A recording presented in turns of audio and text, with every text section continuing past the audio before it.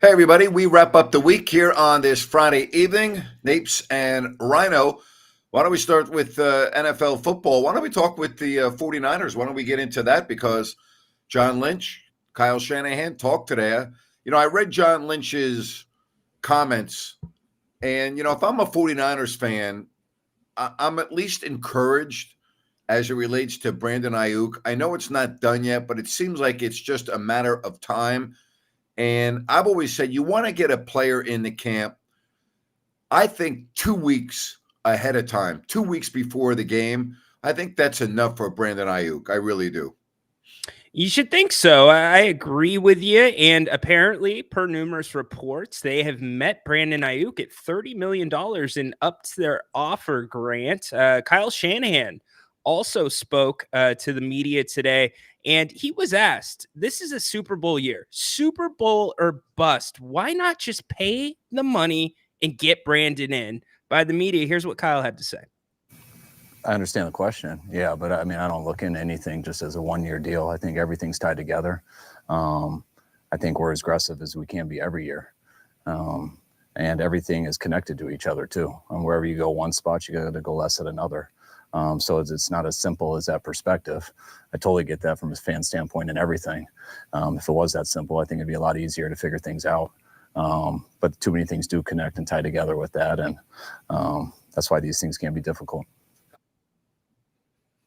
So I thought it was a fair response. Everything ties together, but Kyle was pressed even further because you remember the Jalen Ramsey situation, Napes, where he had a sore back when he was a hold in. And so the media followed up.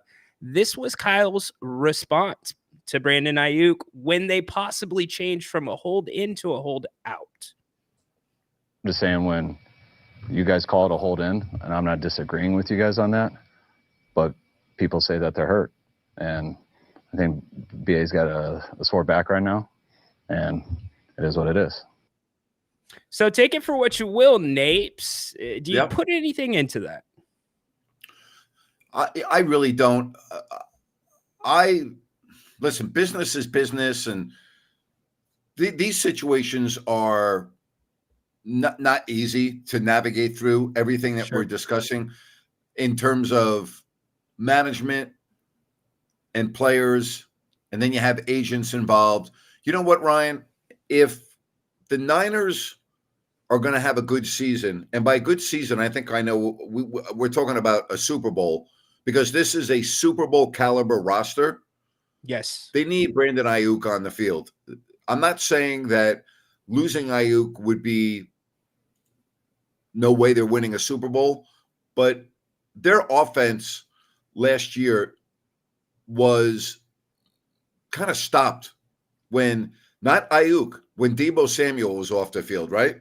Absolutely. And so what I mean by Ayuk, I don't want to diminish his importance to the team, but Deebo Samuel is the guy that I would be very worried about if this shoe was on the other foot, okay? Based on what I saw last year when he wasn't on the field. So when you listen to all of the comments from John Lynch, from Shanahan on Ayuk and the team in various situations, if the Niners have everyone on the field, they're still the team, I think, that has the bullseye on their chest in the NFC. Although, and I'm going to go back and do this when I do my season preview coming up next week on my podcast. Great. I still cannot get out of my mind the games late in the year that were played in San Francisco on their home field, Santa Clara to be exact. Christmas Day, Baltimore, Niners got manhandled. Green Bay went in there, okay, after the Niners had a bye week. Green Bay had just been in Dallas. Green Bay went in there and gave San Francisco everything they could handle and almost won the game. Detroit went in there in the championship game, and let's just be honest, outplayed them, looked like the better team, and should have won the game, and did not because of what I thought was a bonehead coaching decision. The Lions were up 24-7 in that game. Very much so. And think about that play, too, in that game, Ayuk, where the ball's tipped by the DB. Ayuk dives it, almost a momentum changer. But I'm going to take the counter side of this. They can play bad. This is how talented they are.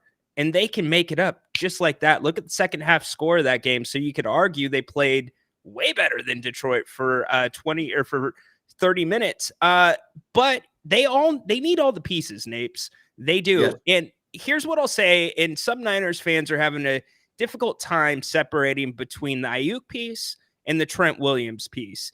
Trent Williams, you could pay him some guaranteed money this year and probably satisfy him because the Niners are roughly about 31 million under the cap as we sit today. Ayuk, you're talking about a much longer deal, 4-5 years. So they're completely different situations. You're 100% correct. They're not close in any way, shape, or form. I do know this because you pointed it out several times as well. You could make the case that of all of the players on the 49ers, the three most valuable players are, you can go in any order you want, Deebo Samuel, Trent Williams, and Christian McCaffrey. All right. And I don't think that's dissimilar from other teams in the league when you talk about best players. I mean, sure. Although I was surprised at how well Minnesota played with Justin Jefferson was out of the lineup. That shocked me. I mean, it really did. Shock me. It shocked me. And in the middle of Jefferson's injury, Cousins went down and they were using second and third string quarterbacks and they still were able to win. That shocked me without JJ on the field.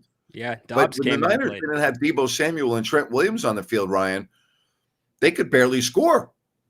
Correct. Without Williams, all the players you mentioned, when they do not suit up, the Niners record the past few years has been under 500 collectively. So it's one of those things where they are so great together, but you take away a little piece and it affects things to a degree. But Brandon Ayuk is far more important to this offense than a lot of people think. We talked about the big plays earlier this week, Grant. On top of that, every play he is on the field, 3.2 yards, regardless of whether he touches the ball or not. So he affects the game. That says a lot, right? I mean, that says a lot. That first game is such a huge game from a national perspective because you have Aaron Rodgers and you have Robert Saleh, who was a tremendous defensive coordinator, going back to Santa Clara. But you have all the eyes are going to be on Rodgers. And for whatever reason, Brock Purdy still has a lot of critics around the league. And I think the only reason for that is because of where he was drafted. If you had switched the draft order and put Brock Purdy where Trey Lance was drafted and Trey Lance where Brock Purdy was drafted, Purdy would be hailed as, boy, what a phenomenal trade the 49ers made to move up to get Brock Purdy. And boy, this guy has a chance to be, one of the greats and blah, blah, blah. I think people get still caught in their mind the fact that he was the last player taken in the draft. I really do. I'm not so sure that it's the last player taken. I'm a little bit more of the opinion that it's the Shanahan system. It's the pieces around him, much like Kyle's dad. You could plug any running back into that Denver system and they were going to be successful. The thing that we're forgetting about with Brock, Grant, is he's had a healthy offseason to get better. He did not have that last year. That's a great point. Very good point. So, we'll see how that all goes. And as far as plugging different running backs into a system, I do agree, as long as your offensive line is good, I think you can do that. I'm not so sure there's a lot of running backs in the league, though, that can do what McCaffrey has done for that offense. I'm completely with you. The threat that he is, the way that defenses have to spy him, regardless of whether or not he gets the ball, it's a game changer having him on the field. All right. If you want to join us, you can do so. Ryan, while we're talking about football, as we get ready for the weekend, why don't you tell people how they can join us for our fantasy football pro picks? Yeah, absolutely. Go to Yahoo Fantasy Football. We're doing the Pro Football Pick'em. That is the group ID down there, password as well. Completely free to join. This is our third year doing it. We already have 20 signed up. The winner gets a $100 gift card, compliments of Jay and Kathy Griffiths. Huge thanks to them. Congrats to Peter, the winner last year. We'll see if he can defend his title. We pick every game against the spread. Go sign up now and claim your gift card. All right. We are happy to have you here. You can join us, chat. You can call us, whatever the case may be. But it's nice that we've got NFL football to talk about, although preseason. But it seems like we're talking about more players that are off the field than are on the field, because there are still some really key players that have yet to get on the practice field. And, we're getting, again, we're still in the middle of August. We're about, I think, 10 days or so away from the nitty-gritty time. Yeah, I think you're right. CeeDee Lamb, that situation has not been resolved. We're still seeing players go down, and we're not even through week 2, Grant, of the preseason. You still got another week to go, and then 2 weeks before the season starts. So it's time to get down, get them in. To your point, though, Trent Williams, really quick. Kyle Shanahan, I want to just play this. Very confident that's going to get resolved. What gives you the optimism that is just maybe a matter of time? I think we got to work out a contract thing, and I think Trent, I haven't spoken to him, but I think we'll be able to work that out. So pretty clear there, but around the league, Grant, you worry for some other teams, especially the Niners, injury-wise. Yeah, I think so. And I look at that division, and I'm just wondering, because to me, I think it's a 2-team race. I can't really see Seattle or Arizona surprising people. I know Seattle surprised people 2 years ago and had a really good year. The same year the Giants surprised people. I just don't see it this year. There are too many changes in Seattle. There are too many things that I'm not a believer in them in terms of winning the division. Could they be a wild card? Yeah, I think they could. But I still don't. I'm not so sure I'm even forecasting that. But the Rams, to me, I could see winning the division. They got a good team. They do. They are fast on defense. They got guys that close gaps quickly. Puka Nacua, is he going to have another bounce back year? He's another guy, Grant, that is injured right now. But Sean McVay, hell of a head coach, very motivated down there in LA. Well, and they need him on the field. I mean, his rookie year, he was so effective for them. And listen, Cup's got to be on the field too. We know that, right? I mean, they're like a lot of other teams. I mean, listen, when teams start losing their skilled people, they're not the same. Plain and simple. Yeah, absolutely. You could name numerous examples, some teams more than others, but I'm interested with the Arizona thing. Some people have them as a little bit of a dark horse, and Seattle really quick with the Niners in relation to them. To me, that's always a season split, no matter how the Seahawks are playing, because that's just a rivalry. But Arizona, Grant, you think that they are going to be at the bottom? When's the last time you saw Kyler Murray play a good game? Very infrequent, and when it doesn't matter. Okay, so you're asking me, can I say that Carolina is going to be improved? I can't say that until I see a more consistent quarterback, where Kyler Murray came in and was phenomenal. They went through a coaching change last year. I still think his play is erratic, and I don't put a lot of stock in the teams who quarterback play is erratic. Sure. The legs are usually there for him when he's on the field. Now he has Marvin Harrison Jr., who has all the feels of a guy that could play his entire career in Arizona, much like Larry Fitzgerald. But maybe that changes things a little bit for him. Maybe it does. Maybe it does. But I'm not a believer in Arizona until I see the Kyler Murray that I saw 2 years ago, 3 years ago. The last 2 years, that Kyler Murray, I was like, wow, what happened to him? Yeah, and some concerns about his focus off the field in terms of getting ready. And, for quarterbacks, that is a big deal. That's almost a deal breaker. Well, you know who he's reminded me of? And they're at different junctures of their career. But his play kind of, to me, coincided with Russell Wilson, right? Why so? Yeah, lay that out. Because it's just inconsistent play. Yeah, I could see, in the latter years of Russell. But the latter years, that's what I mean. Yeah. I'm saying if you took Russell Wilson, not in the middle of his career, the last 2 years, And Sure. look at Kyler Murray the last 2 years. They're very similar. And I'm talking about quarterbacks that had success. Now, I know Murray never got to the Super Bowl and won. I understand that. I'm just talking about consistency. Murray was playing at a very high level. Okay. He was playing at a very high level. And then all of a sudden, he stopped playing at a high level. Yeah, very good point. And he had less to work with at times than Russell Wilson did in those comparative years. I believe that his play dropped off the moment that DeAndre Hopkins got hurt. That year, the year I'm referring to, he was in the MVP consideration after 10 weeks of the season. That's how good he was playing. And then they had 1 or 2 losses, and then all of a sudden, it's like the roof caved in on them. They haven't been the same since. No, they have not. They need some structure. Maybe the new coaching will do that. And then also just some winning. Got to get it done. That's what gets you going.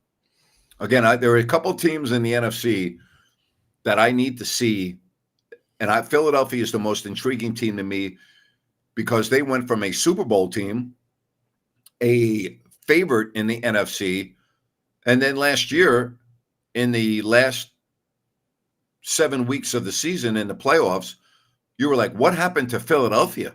I mean, they couldn't even nail down the number 1 seed. After losing the way they lost to San Francisco, they never recovered from that game. They got manhandled, all right? And they had not been playing well prior to that for a week or two, but they got manhandled. They had a chance to fight for the number 1 seed, and with 2 weeks left to go, they lost at home to the Arizona Cardinals. That's right. That's exactly right. Gave the Niners the number 1 seed. In doing so, it was uninspired play, and it was the complete opposite of earlier in that season, and then obviously their Super Bowl year. So I wonder when you look at, and I'm going to do my season preview on this, but I was looking at a lot of the teams yesterday, and I was trying to, we had a conversation earlier in the summer because somebody asked us what we thought was the best division. And I said the AFC North. You know, I'm going to change my mind, and I'm going to say the AFC East because there's no weak teams in that division. Miami could win the division. The Jets could win the division.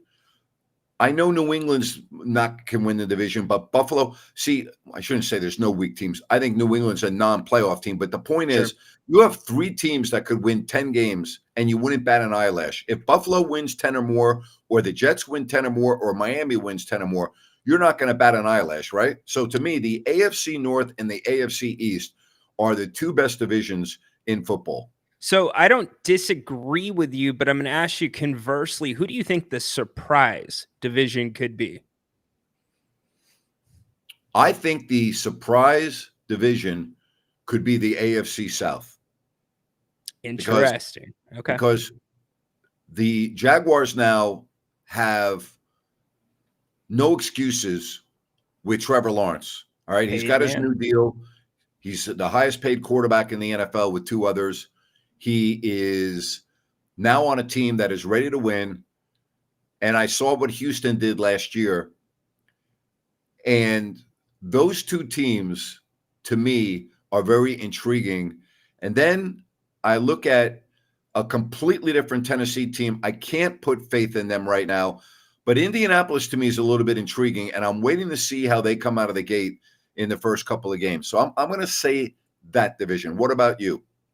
I know it's getting a lot of hype, but the NFC North, Grant, it depends on Chicago. If Chicago can come out and play some good football, you've got the Lions, you have Chicago, and you've got Green Bay all together. And I get that you get the Hard Knocks rub and everybody's getting a little extra look at them, but Caleb Williams has a hell of a receivers core around him, and Jordan Love recently paid. Josh Jacobs there.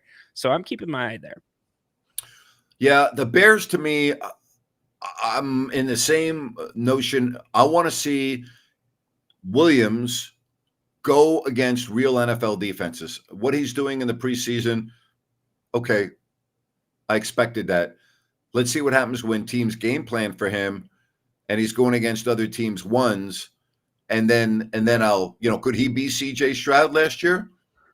Maybe he could. I don't know. No one thought CJ Stroud would do what he did, right? Who Yeah. picked the D'Amico Ryans and the Texans to do what they did last year and have Stroud be, let's just call it the way it is. He looked as good as almost any quarterback in the NFL last year. So when you say it can't happen, well, it can happen because I just saw it happen last year in Houston. So that doesn't mean that it's going to happen in Chicago, but I can't just rule it out because I just saw a kid do it in Houston. Yeah, dead on. The only thing I would say about Caleb Williams, he is the most regarded quarterback coming out of college since, and I know Mahomes was not regarded, but he is the first guy, kind of like the LeBron era when LeBron came out, that is that highly regarded, that he could be the next Mahomes. He's the next guy. So I think there's something to that. A lot of the scouts can't be wrong there. A lot of the scouts in the NFL are wrong, and they have been wrong in the past on players. They were all wrong on Ryan Leaf. This is true. So, But nobody had Ryan Leaf as the next Joe Montana. Well, he was being discussed as the number 1 pick in the draft, and he went number 2 because the Colts took Peyton Manning. Had Peyton Manning not been in that draft, Ryan Leaf would have 100% been the number 1 pick in the draft.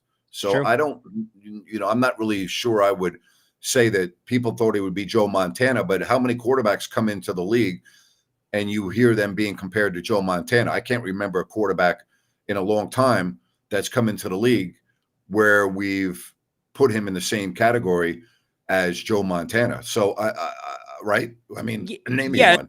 That's kind of my point. Caleb Williams and the Patrick Mahomes.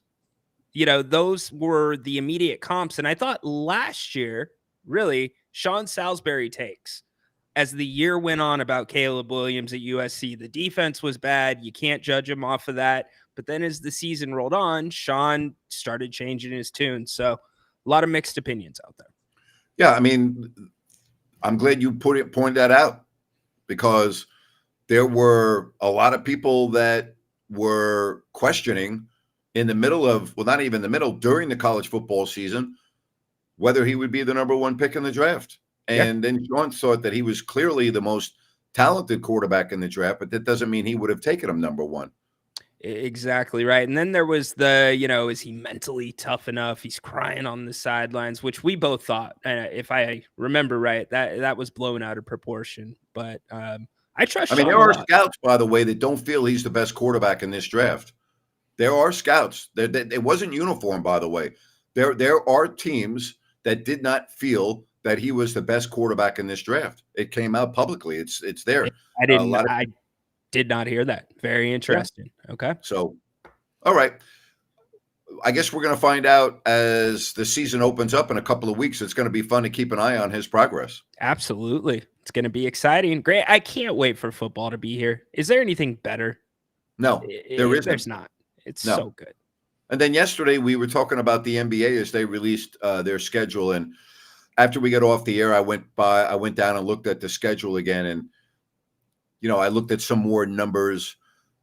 I don't get caught up on, gee, this team has the 10th hardest schedule based on last year I don't go by last year. Last year doesn't mean anything to me. Last year, the year before the Kings were the 3 seed, and last year they were the 9th seed. Things change from year to year based on injuries, based on trades, based on, a lot of things. So I don't really go by strength of schedule based on the prior year. The Kings are a different team this year, and there's nobody that can right now definitively say that they're going to be better than they were last year just because they got a player that is very good. They got a player that's very good, but that player needs to fit in with De'Aaron Fox. Mm-hmm. There's, you talk about scouts, right? Sure. There were a lot of quotes from unnamed scouts and NFL or NBA executives that are skeptical of how DeRozan's going to work within the Kings offense. Yeah, there have been, and we hit that a little bit earlier this week. I think that, in my opinion, is more of a Sacramento thing than a DeRozan thing. I feel like there's an extra level of, I don't want to say shade, but Sacramento gets brushed off a little bit. But when I look at it, it doesn't. You look at the deficiencies, Grant, last year: free throws, basketball IQ, turnovers at times, burn rate between Fox and Sabonis. I can't help, I know we can't definitively say it, I can't help but think those things are going to be improved with a player that excels in all those areas. I personally feel that for the Kings to make a significant jump this year, I'm putting it on the back of Keegan Murray, because he's now entering his third year. Mm-hmm. And I felt that offensively, his game was too inconsistent for my liking last year. There are no excuses now, as he's now a 5-year-old player who is entering his third year. He's got his feet wet. He's now been around the league twice. He knows everything that's going on in terms of what to expect. And if his offense, because he brings his lunch pail to work every day. Amen. He plays defense, right? He's a guy that, let's say, is a really good hitter in baseball, but when he goes into a slump, he still brings his glove to the field and is a Golden Glove fielder. That's how I look at him, kind of. I need his offense to be more consistent this year. And I think if his offense is more consistent, then I think the Kings offensively are going to be very, very difficult to stop. Yeah, well, first off, he goes down the totem pole on offense in terms of best offensive players individually as we sit today. I think some fans might, if things play out correctly, I think some fans might think it's a little bit of a regression in Keegan's ability to create one-on-one. But to your point, this should theoretically take Keegan back closer to his rookie year, where he's not being asked to be a playmaker. He's being asked to be a finisher. So I don't see any way. We know how good he is at spotting up, Grant. I see those looks going up tremendously for him. Well, I would think so too, but he's got to make them. Usually not a problem when he's spotting up and he gets his allotted looks. But, Jerry hit something last year, the arc on his shot. It's something to look at. I hope it's something that he's worked on in the offseason. I just got to think a shooter that good is going to be able to get into a flow. I hope so. I hope the Kings so. have a chance to be a fun team to watch this year. I still worry about them defensively, because there will be nights where they collectively go into a team slump. I mean, Sure. It happens all the time. And here's the biggest problem I've had with the Kings last year. They could only beat you one way. And Mike Brown, after the injuries to Herter and Monk, changed the lineup around out of necessity. And there were nights where they started to beat some teams with defense, right? Yep, absolutely. And you have parts of that gone. Yeah, that's my point. Now you do. And so the other aspect of this team, and I thought he would be traded, and as we sit here in the middle of August, he's not, is Kevin Herter. What's his role going to be this year? Grant, I think it's going to be off the bench, first off. But I think Kevin's going to be in a position as well as possible to bounce back here in Sacramento, because if you are going to be more structured, like there's been hints at, and you've got DeMar DeRozan that can facilitate, an underrated part of his game is passing. I'm not saying they'll be on the court together. Kevin should get more of the looks like he got in 22-23, where he excelled. Now, the question is, how's the shoulder? How's he bounce back from that? And last year, Grant, he didn't have a problem embracing a role off the bench from time to time. So who do you see starting then? As of today, I think it's got to be Keon Ellis, for this simple reason. Defensively, it sets the Kings up to be in a better spot, and there is no expectation to get Keon Ellis involved in the offense. Zero. He's got to be able to hit open shots. He's got to do it a little bit better than last year, but that is when Sacramento's offense functioned the best last year, and it's because you didn't have to get him involved like Kevin. Yeah. All right. Well, it's going to be a hell of a training camp. That's for sure. It's going to be a lot of fun. Can't wait for it. Be here before we know it. Yeah. And Mike Brown, with his extension now, doesn't have to look over his shoulder at all, and really can say F you to management when he wants to now. Now he has the control, where last year he didn't. And I think that also puts him in a good position.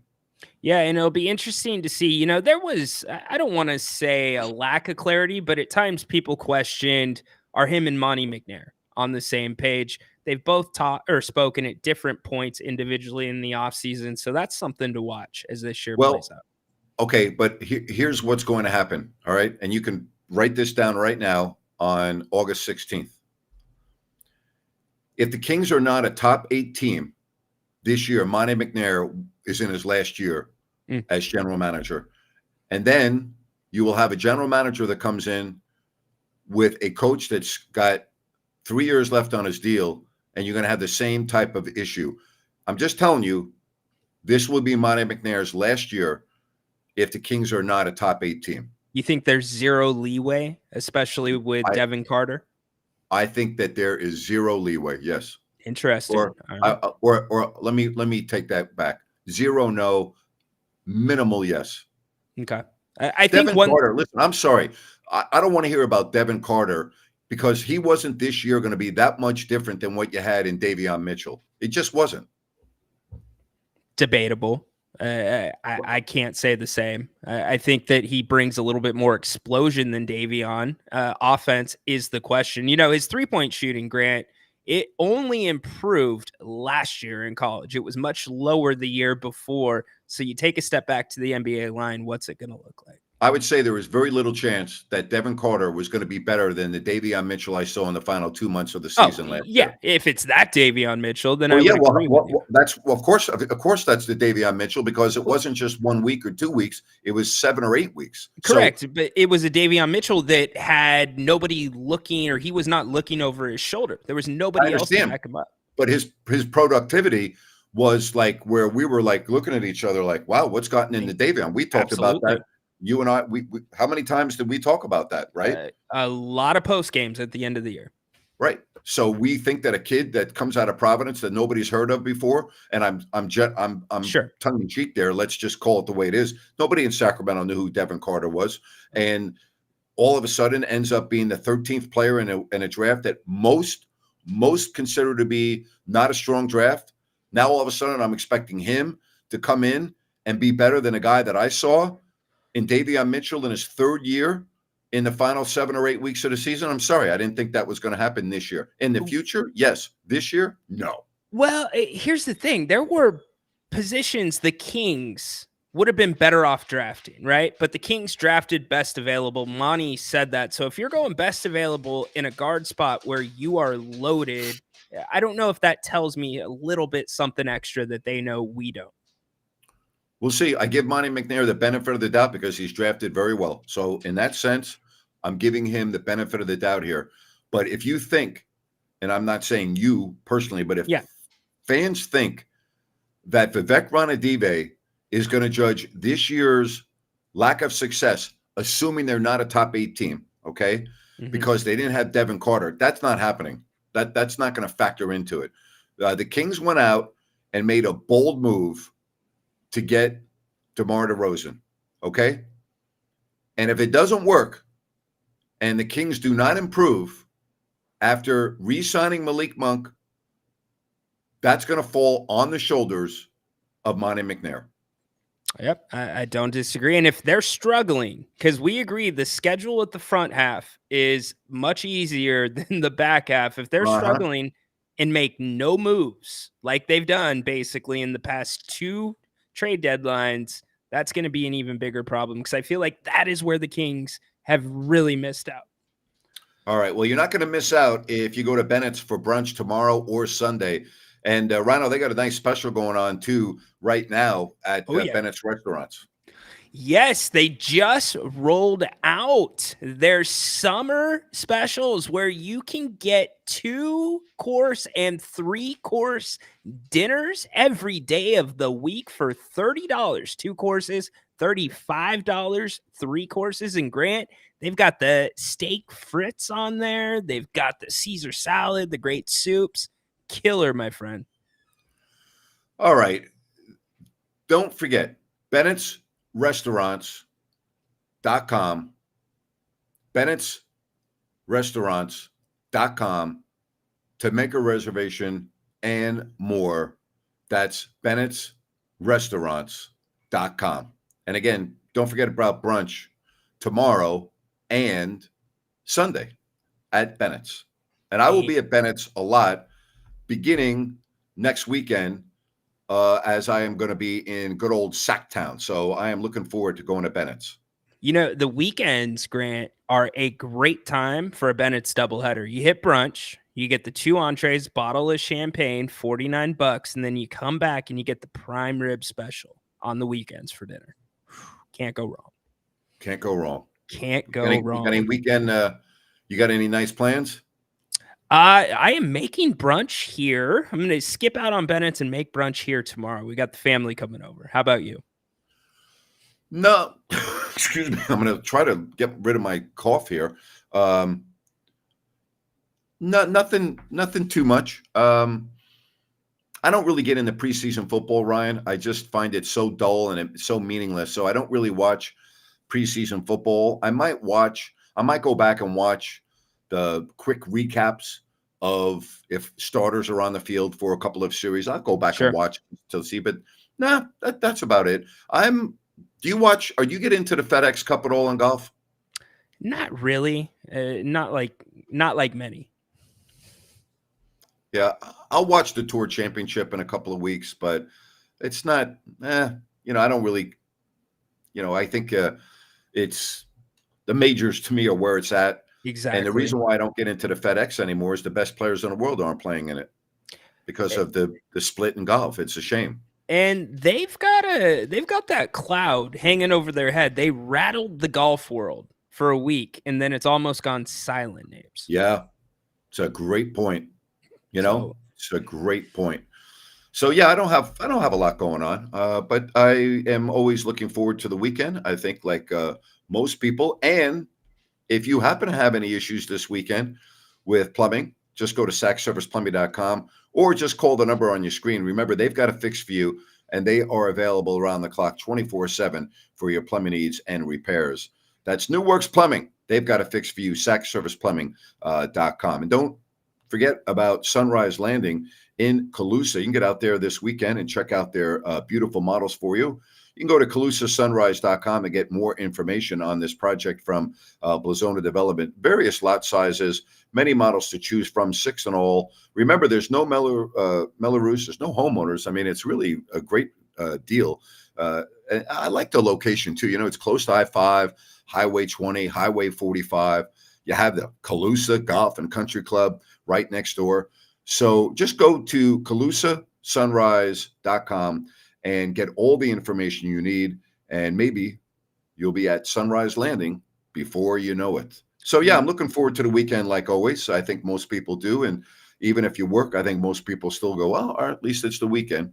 Amen. The debate in my house, Grant, is between my son and I. It's, does the weekend start on Friday when you get out of school, or does it start on Saturday? He's a hard guy. He says Saturday.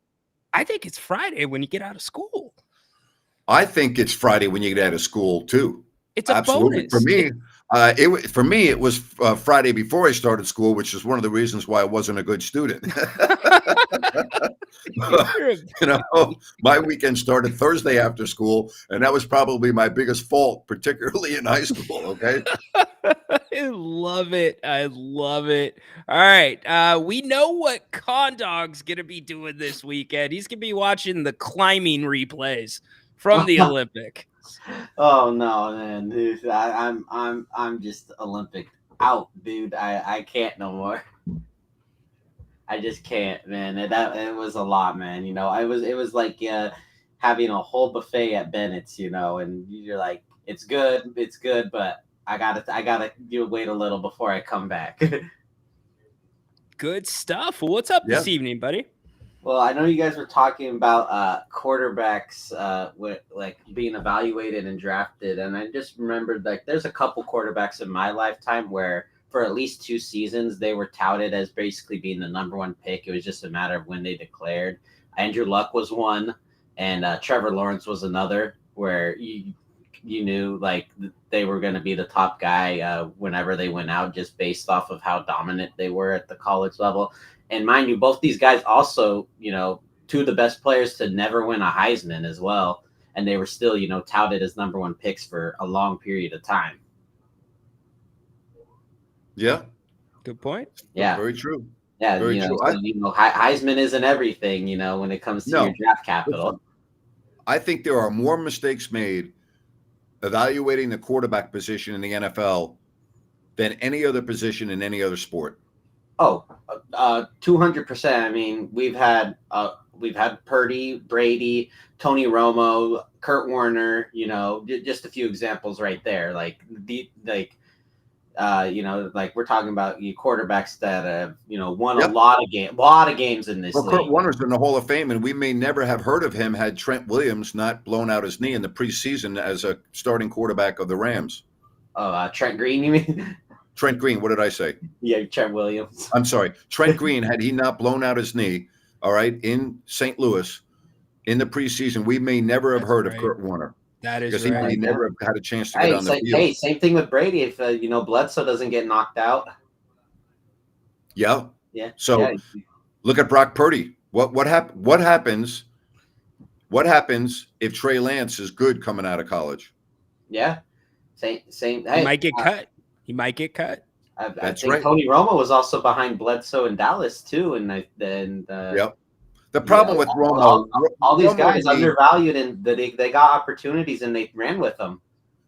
Romo to me was a very overrated quarterback in the sense that you were never going to win anything with Tony Romo at quarterback, and he proved that in the playoffs. And he to me is not that dissimilar than what they have right now in Dak Prescott. Looks flashy, puts up really good numbers, but when you need him to play well, he can't do it. And that was the book on Tony Romo. Yeah, I don't ever recall Tony Romo playing that great in a big game. He always made mistakes. Yeah, that's fair on Tony Romo. But again, for a guy that, was undrafted, you got amazing value out of him overall. Yes, you did. Yeah, yes, you did get value out of him. But you see, when you're in an organization like Dallas, your value is great, but you have to win, which the Cowboys haven't done in decades, by the way.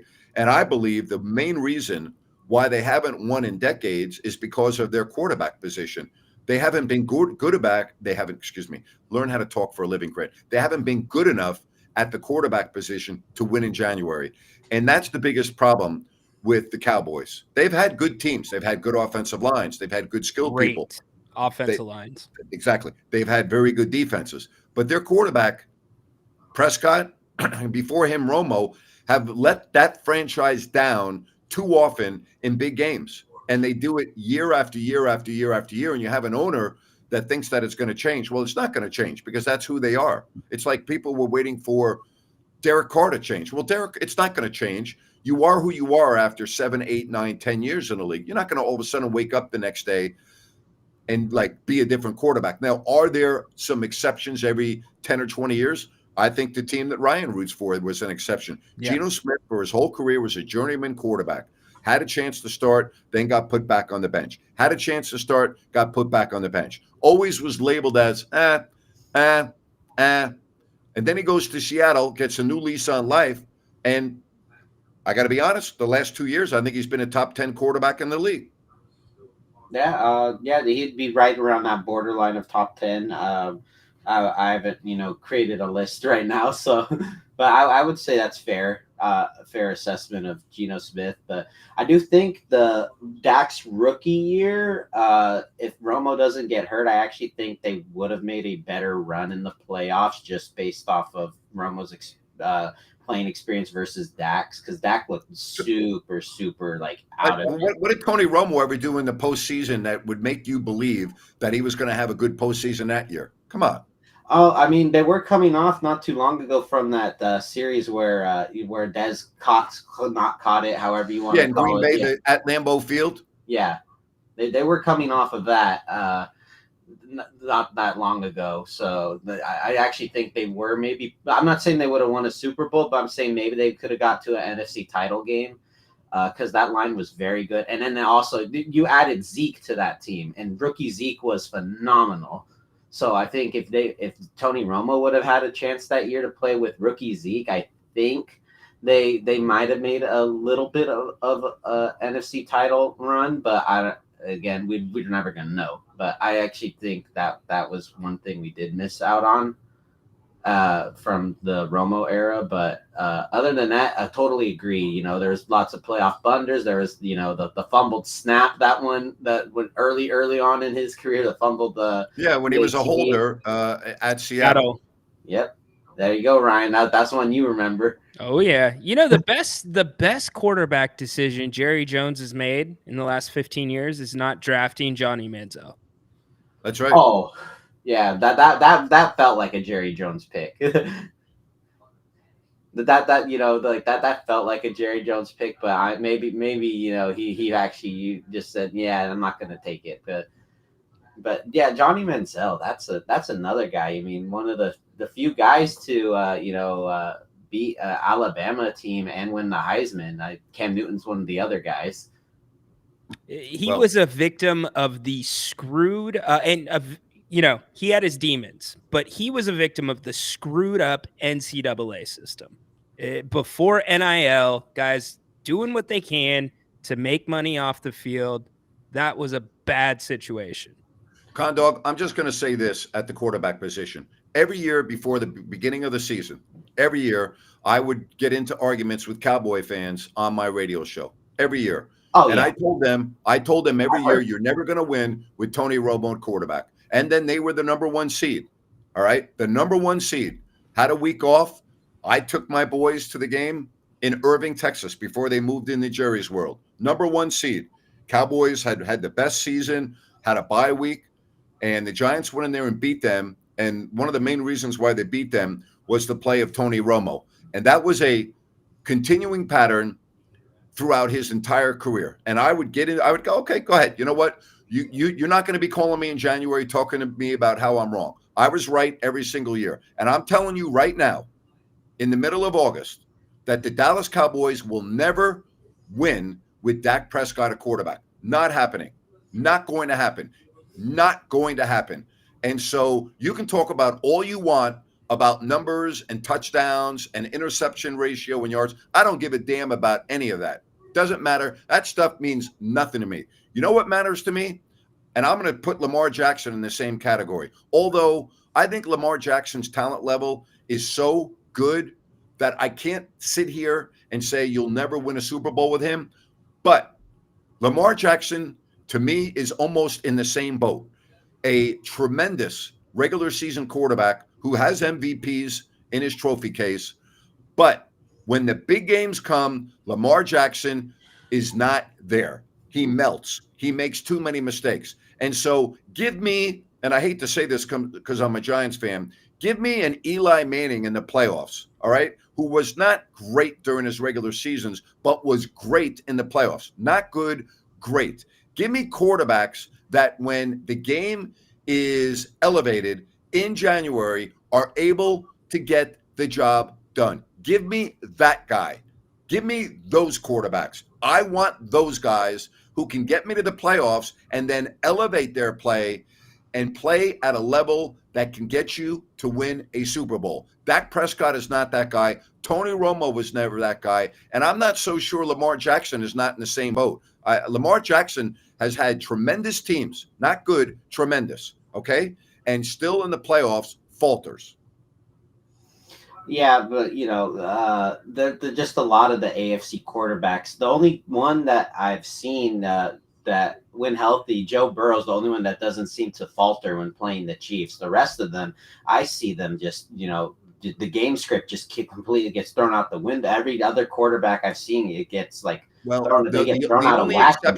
only exception, and it was no fault of his own, Josh Allen was great in the playoff game at Kansas City, where they lost because of an asinine decision on the kickoff. That's all right.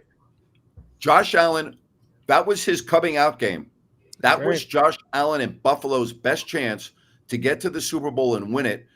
The momentum they would have had coming out of that game would have been unfreaking believable. And Allen, to me, that was the best I've ever seen him play at Arrowhead in that environment, January, and they still lost the game. But they didn't lose it because of him on that game. Great point. Yeah. Again, then Allen today, you know, the Bills are not what they are. And, you know, Allen has his inconsistencies. Yep. And And I've they're seen listen, Lamar Jackson. Sean McDermott will not make it through this season if the Bills are playing, subpar. He'll be Oh, fired. no, He's probably. Don't you guys? Let me ask you, Ryan. Let me ask you this, and then I'll ask Kondo. Of all the coaches in the NFL, he's on the biggest hot seat, is he not? I don't know. I was just going to ask you. I think Nick Sirianni is right there with him, Napes. All right. Biggest hot seat in the AFC. Yeah, All absolutely. right. I agree with you about Sirianni, but at least he's won a Super Bowl. True. Very true. What do you think, Condog? So, guys, what do you think? Or did he win a Super Bowl, or was it Doug Peterson that won the Super Bowl? No, Dougie. Oh, it's Peterson. You're right. Sorry, Right. Sirianni did not win a Super Bowl there. My bad. I'm wrong there. So yeah, but he's on a hot seat too.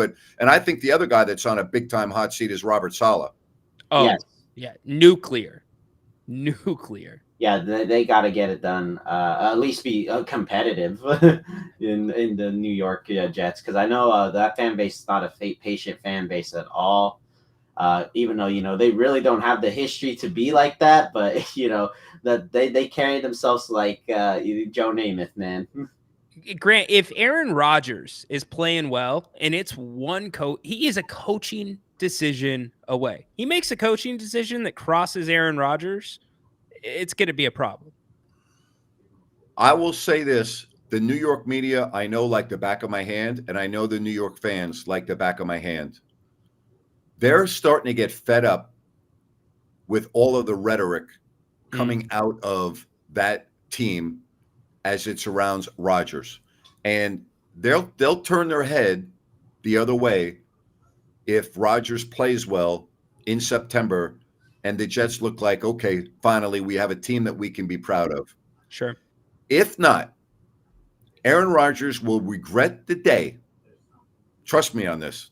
He will regret the day that he decided to go play for the Jets, because his legacy will never be the same when people talk about him if he gets run out of New York. And if you don't think he can get run out of New York, they ran Mark Jackson out of New York, all right, who was a St. John's icon, a New York City icon, who was the NBA Rookie of the Year, and they ran him, pushed him out of town. The New York media and the New York fans don't give a damn about where you're from or who you are or what you've done, but they will turn on you in a hurry. And if Rodgers, and I'm saying if he does not play well in September and the Jets falter out of the gate, the New York tabloids will destroy Rodgers.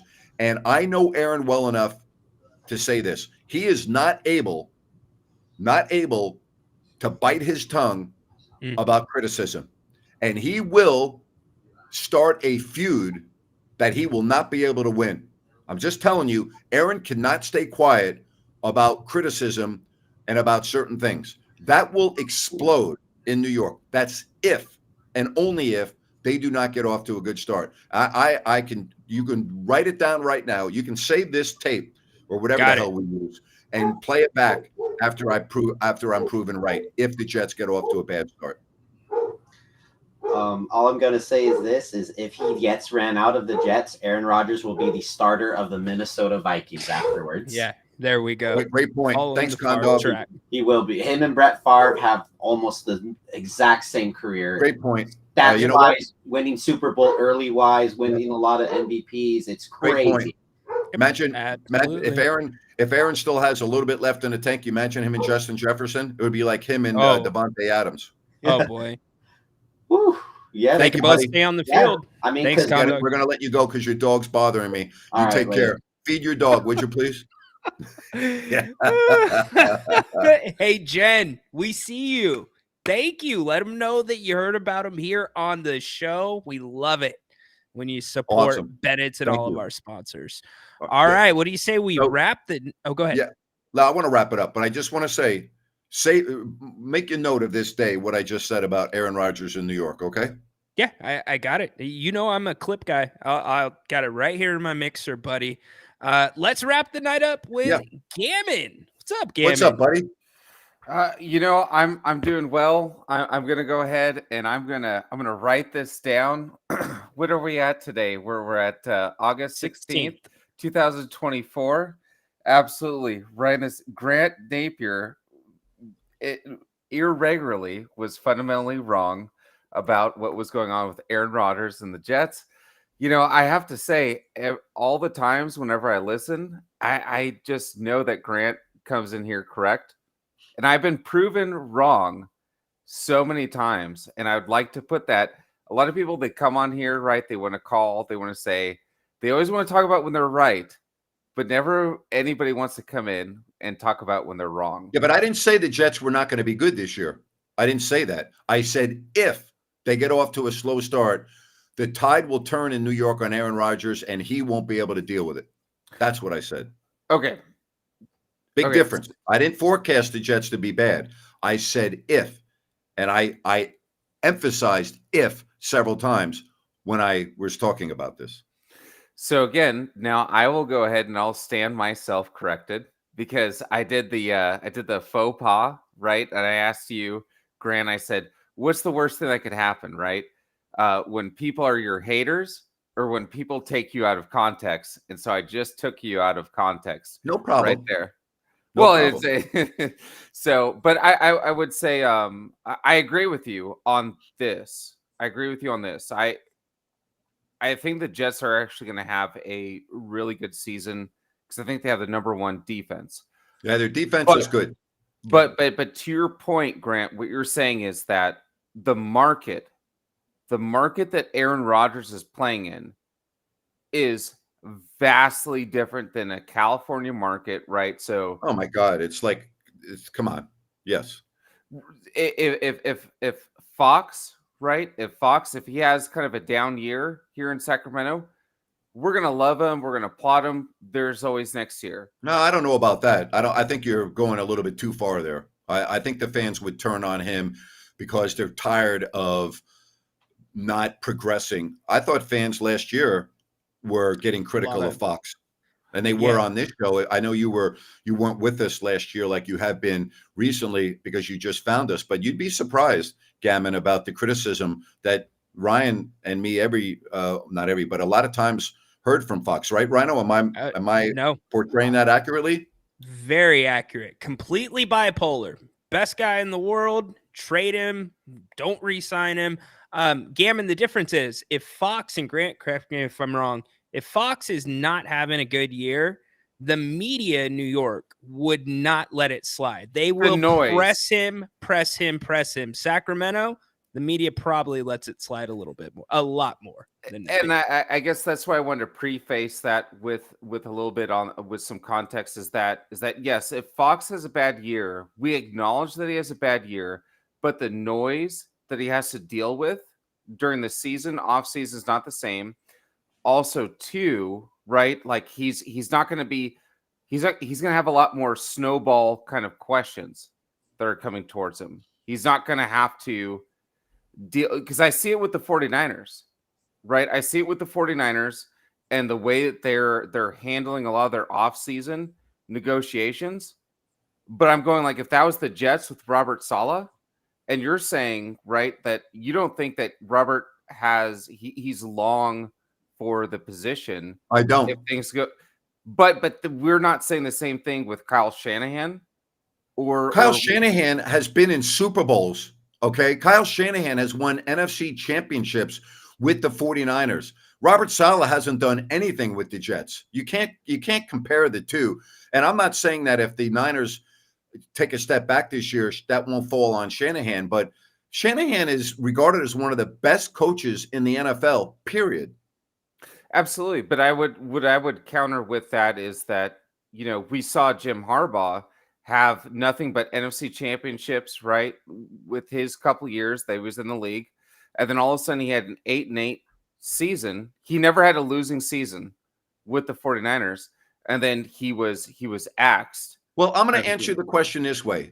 If Kyle Shanahan and Robert Saleh are both available, assuming they both lose their jobs this year, there's not one team out of 32 that would hire Robert Saleh over Kyle Shanahan. End of discussion.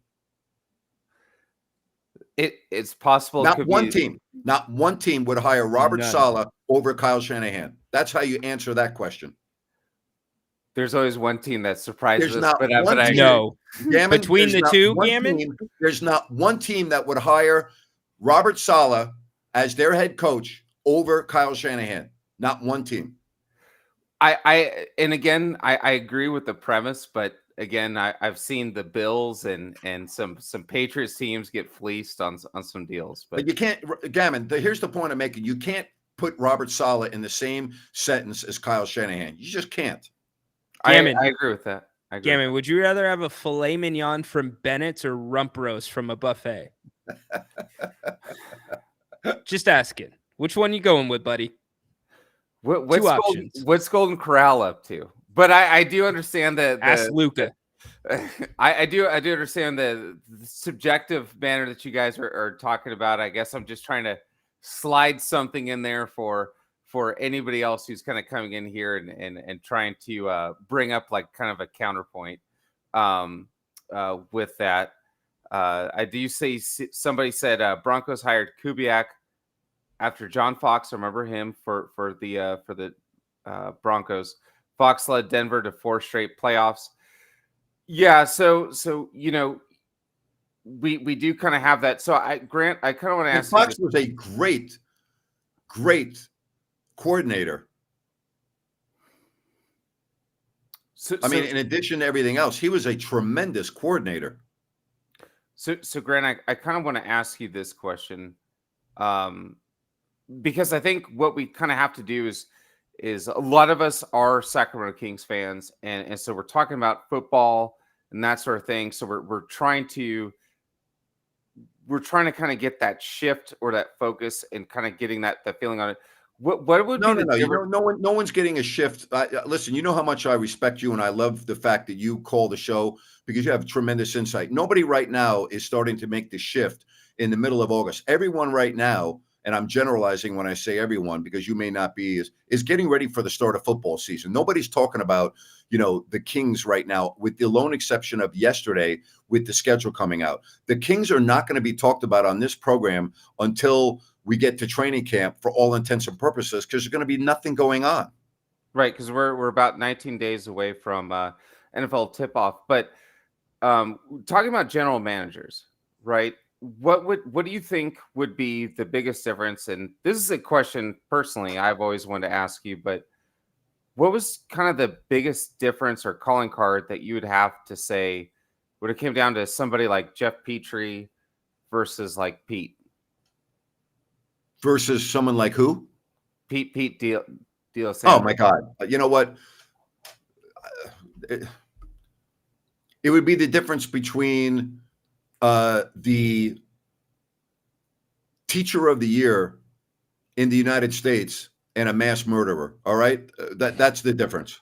Oh, hi. Okay, I mean, I'm not getting into this conversation because I'm sorry. I apologize. I mean, you can't. All right, if I put it in a sports analogy, it would be the difference between Vince Lombardi and I can't even remember the coach's name that the Giants had for 2 years, who benched Eli Manning in favor of Geno Smith in Oakland one game. I can't even remember his name. That's the difference. All right. Yes. The fact that you're kind of held speechless speaks volumes. I didn't realize it was going to go down that path, but I do fully understand and respect that. I do have another question. Do you guys, when you guys are getting down to the you guys are going to start the basketball season, is there a chance that you guys might have Ben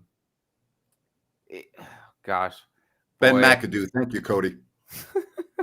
I feel like I'm crashing and burning this episode, so I do apologize. Good, brother. Arvydas Sabonis, is there a possibility that you guys might be able to bring? I know it's a tall ask, but is there probably not? I mean, he's over in Europe. It would be very difficult logistically, and I have no way of getting a hold of him, and so it would be hard. I mean, I could go through Vladi, but probably unlikely, but I wouldn't rule it out. I mean, just getting a hold of him and being able to get in contact with him would be challenging. I do think it would be challenging. I do think that you guys would have, but I think it'd be pretty neat to Yeah. to kind of see that. Yeah. If you could, Ryan, if you could interview anybody, and we're talking about whether they're alive or dead, right? But any type of person who's ever in sports or anything like that, who would you wish that you could interview? Oh man, I don't know. Grant, this is coming up, so I already got my name. okay. Well, Grant, let's go ahead. And Bill Parcells. Really? Yep, I would love to have a long interview with Bill Parcells because I find him to be fascinating in so many ways, and I think he's one of the greatest football coaches to ever live. And I would love to reminisce with him about his career. Because you had a long kind of history with hockey, so I was kind of surprised that you didn't pick somebody with hockey there. May I ask kind of why it would be the NFL? And Yeah, because especially the NFL is my favorite sport. Always has been my favorite sport. I started going to NFL games at age 3 every single Sunday, and it's if I could only watch one sport the rest of my life, it would be the National Football League. why Parcells over somebody like Walsh or Because I wasn't a fan of the 49ers. I'm a fan of the Giants and what Bill Parcells did as an assistant coach and going through the different eras of winning Super Bowls with 2 different quarterbacks after Sims got hurt against Buffalo during 1990-91 season when it turned to Hostetler. But I love Parcells. I want to get the inner workings. I want to talk to him about being around Lawrence Taylor. I want to talk about all of that stuff. And I just find Parcells to be a fascinating interview. I love when Bill Parcells is interviewed. I love listening to what he says. He's just a man of tremendous knowledge and wisdom. And I think he would be a phenomenal interview. I would love to have Bill Parcells. Can I ask you a question? Yeah. Why haven't you ever became a general manager? Because I think you would have actually No. done.